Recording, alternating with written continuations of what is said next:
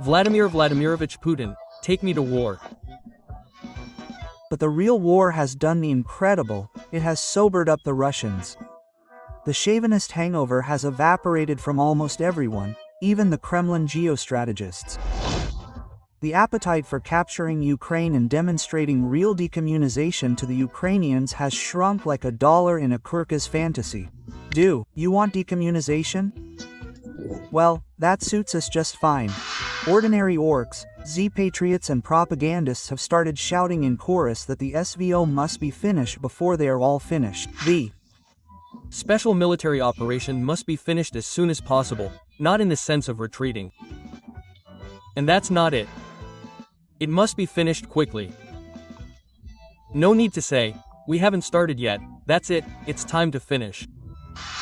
The Lake Cooperative also understands this, that taking another village at the cost of 3 regiments no longer raises the patriotic spirit, but brings the Great October Revolution 2.0 closer.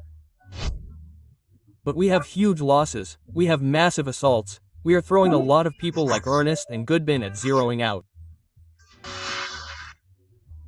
That is why Moscow has started gradually preparing its serfs for a possible defeat or, at best, a freeze without achieving the ambitious goals set, such as denazification, demilitarization, the seizure of Donbass and Novorossiya with access to Transnistria. Of course, it will not lose the war with Ukraine, but it will not lose. It may end at some stage there, as if not completely satisfying us. That is why we do not talk about the final goals, because, well, as far as we go, we will say, that's what we wanted, we did not want to go anywhere further. But if there are no results, this does not mean that the population cannot be told that they are. Fortunately, Russians are ready to eat any rotten mackerel wrapped in a Pravda newspaper. Pravda, live by the truth. Kadyrov's loyal camel, Abtionov, began to warm up the serfs for the announcement of the great victory. Running from Ukrainian drones in the Kursk region, he declared that the SVO would soon end, because Russia had already won it. As I always say, we have already won in this SVO. The armed forces of Ukraine are in the Kursk region, and he declares that the goals of the SVO have been achieved. Now that's what I call a multi-move. You begin to understand that the country has become united like never before. We must understand that victory in the SVO is a closed question, it is unambiguous. We have won this SVO. And then everyone took Aladinov's words as any words of Aladinov. They laughed out loud. In Bredny, only the Rain Man from the Ministry of Defense, Konashenkov, can compete with him. Today at 11:15, the Kiev regime committed a terrorist act, as a result of which a Russian military transport aircraft was shot down. But then the narrative of imminent victory began to whistle from high offices and TV studios, especially when all the red lines ended. Negotiations are conducted in the world under 2 circumstances. The first is unconditional surrender, when the winner dictates it. Today it does not look like that. This means that there will be peaceful negotiations and peace, if it is possible at all, as a compromise. They will never recognize Zaporozhye, nor Kherson, nor Donetsk, nor Lugansk, never. That means it will remain in some kind of suspended status. That is, this is our demand for recognition of them. It seems to me that this does not look realistic now. They tested the level of stupidity of the Loktenpods on Oreshnik, and this test was more successful than the Oreshnik test. Despite the video recording of minor consequences of the strike, Putin announced that Oreshnik destroyed Yuzhmash and was generally as terrible as a nuclear bomb. Together with a meteorite, it is comparable to the temperature on the surface of the sun. Here is a kinetic strike, a powerful strike, it's like a meteorite falling. We know in history, how and what meteorites fell where and what the consequences were. But this was enough to form entire lakes. True. Even if tomorrow a video appears on the internet in which a drunk Putin in a bathhouse makes an offer to a pig, the news will say that in fact it was a speech at the UN, and the Russians will believe it.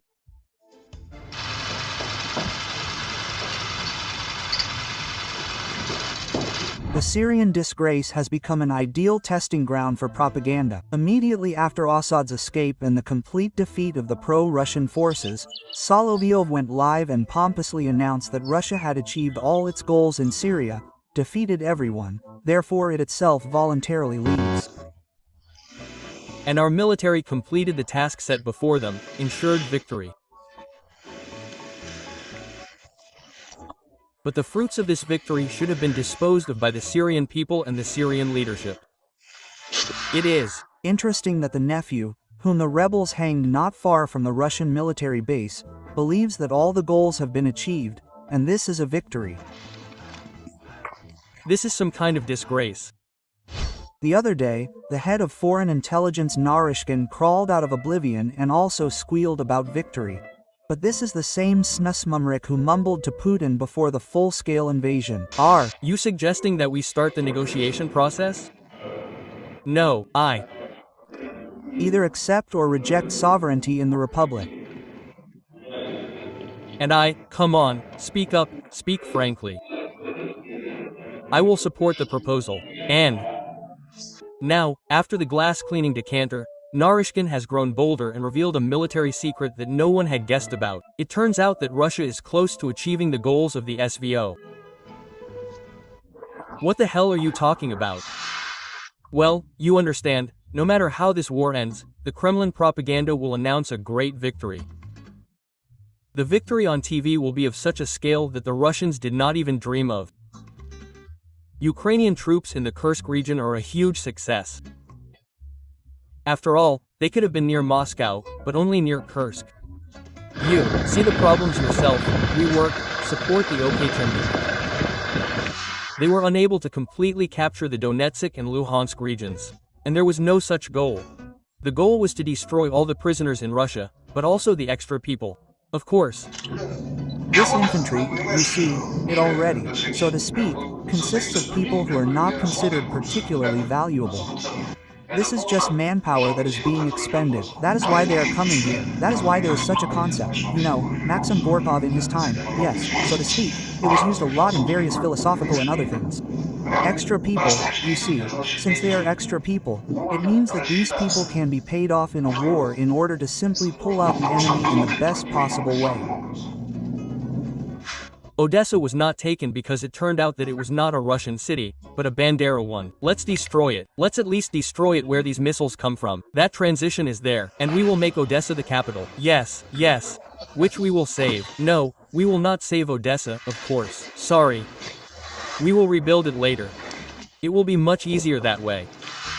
We are not fantasizing. They will say so at 90 to 99%. The Kremlin has already announced the complete demilitarization of Ukraine.